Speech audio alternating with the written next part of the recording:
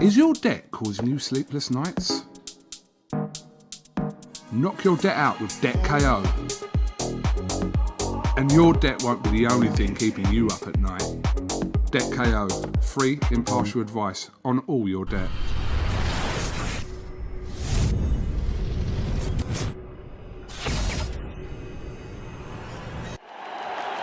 This is something that comes along every now and then in generation, and it's special. This is KUGAN CASSIUS for IFL TV in association with MTK Global. It's the morning after Joshua Pulev last night at Wembley Arena. I'm joined by Gareth A.DAVIES. How are you this morning? I'm very well, KUGAN. How are you? A little bit. Wonderful. Wonderful. I'm a little bit the worse for wear. I mean, only because it's just so exhausting. I mean, it might sound ridiculous, but it's so exhausting. We all get to bed about 3 o'clock. We're all desperate to get our deep interviews with Anthony Joshua afterwards. We wait around for Rob McCracken and Eddie Hearn and, you know, kind of disseminate a little bit what we've seen and wonder if we've got it right. But I think there's a lot of relief this morning in, you know, we've been in the bubble, we're still in the bubble, even though the bubble boundaries have been taken away. But I think there's a lot of relief that Anthony Joshua won last night, and everyone's feeling it because 2021 looks good for boxing now, and it's not just the big fight that everyone wants with Tyson Fury and Anthony Joshua. I think it's the whole industry has sighed a collective sigh of relief because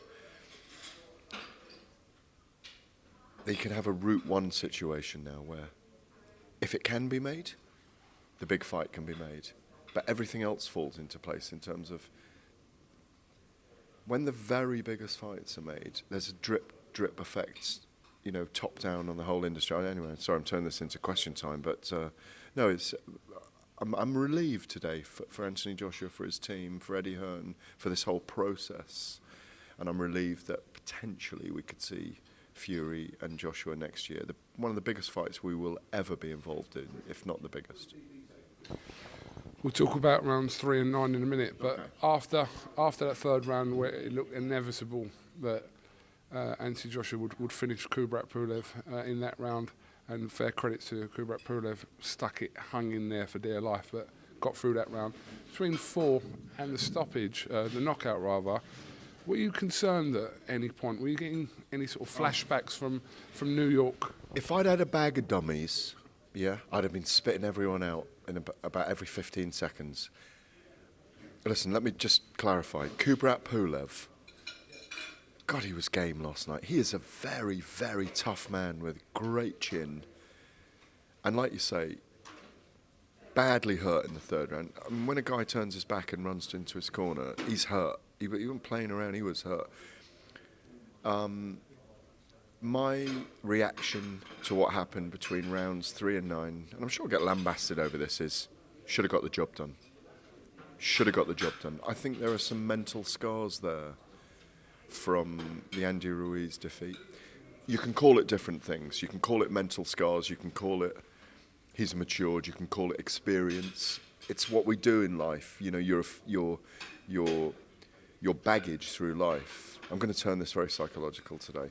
Your baggage through life affects the way you interact and you do things. And his fighting baggage, I think, as a result of the Andy Ruiz fight, and I think that goes into his team. You know, I think Rob McCracken's very similar. They don't want to take enormous risks.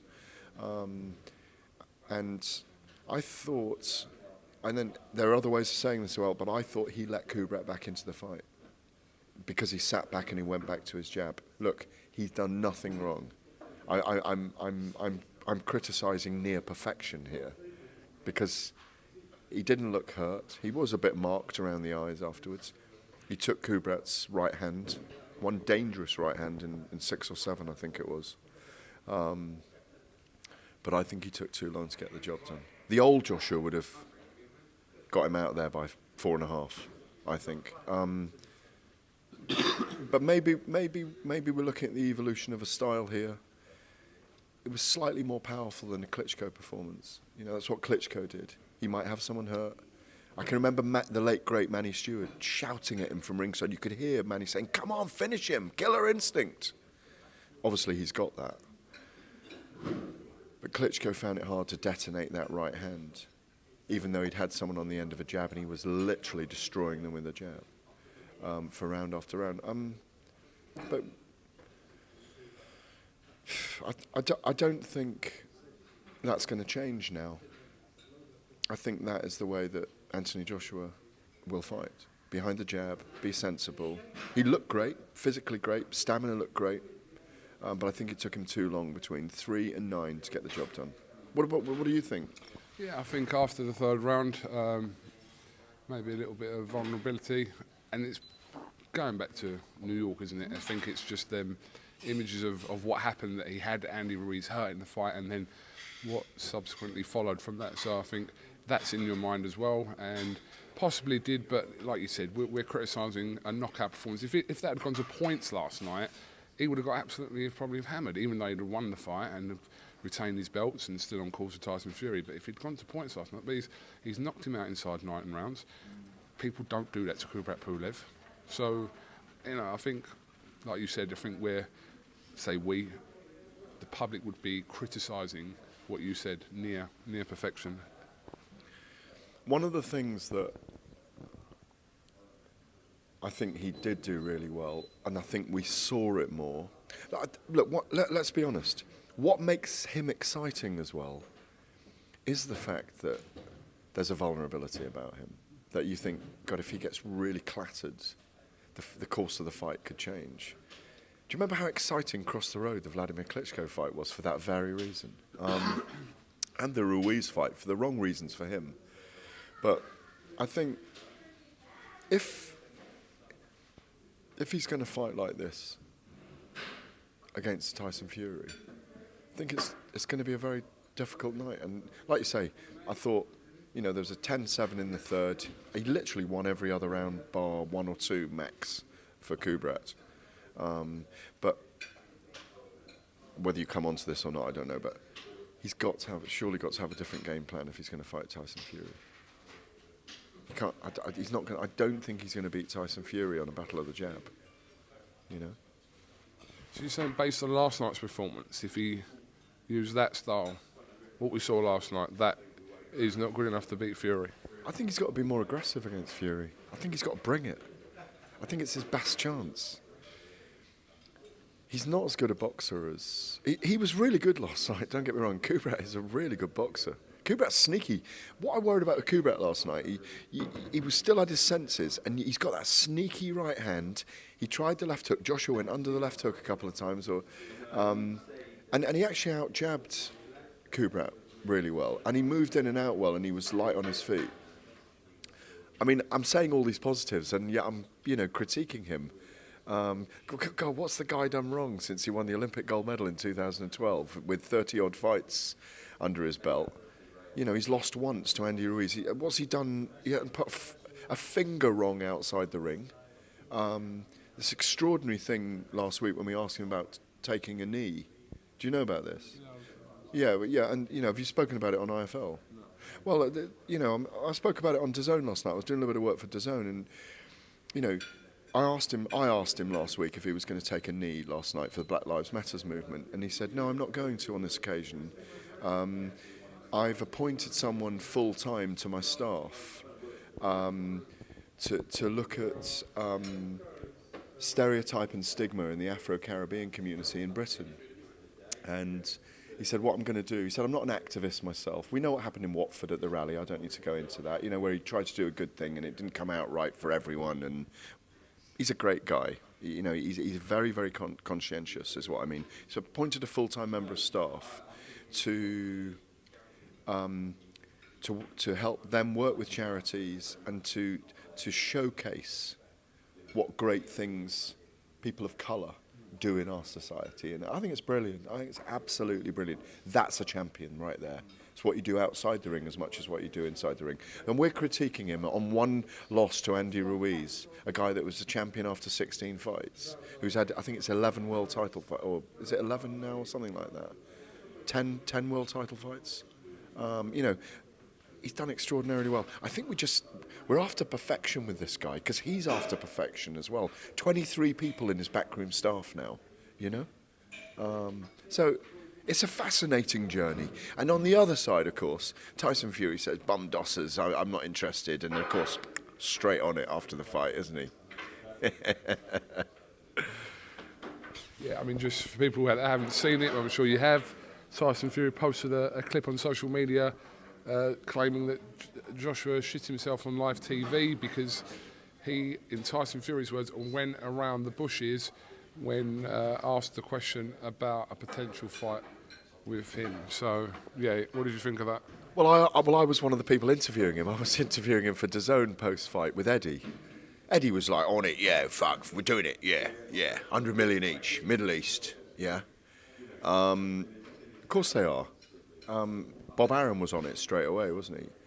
Tyson Fury was on it straight away. And Anthony Joshua wants to be the A-side, you know?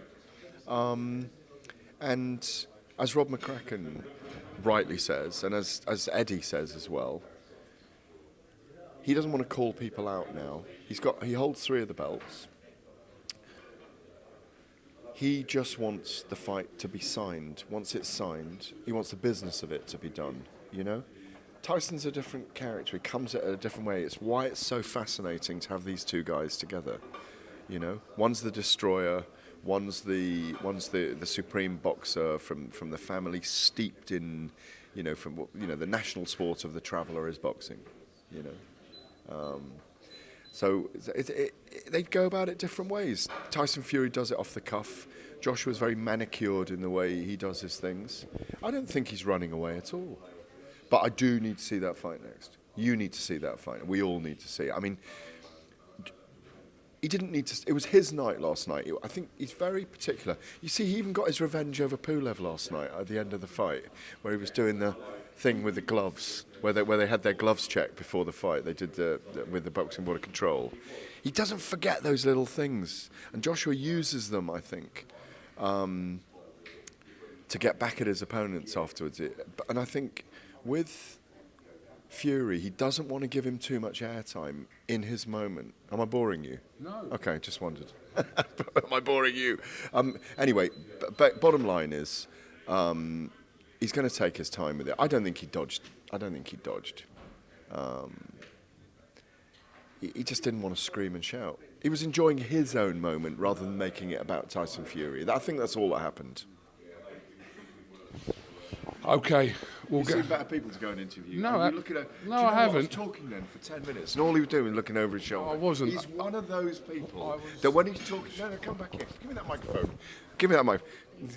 Do you not... I love him, really. But he was looking over his shoulder because there are much more... There's Kubrat Pulev over there. There's Anthony Joshua. Anthony Joshua's over there, look. You better go and interview him. Go and interview him now. You know, I was looking at my screen as I'm recording on my own. I was looking at my screen. You see the screen there? I'm just teasing. But listen, but make sure you KO your debts, yeah? And you won't have sleepless nights. Thanks for that, Gareth. Gareth Davies, thank you very much for talking to IFL TV, and we'll catch up with you in the near future. Cheers, Coog. It's always a pleasure. This is something that comes along every now and then in generation, and it's special.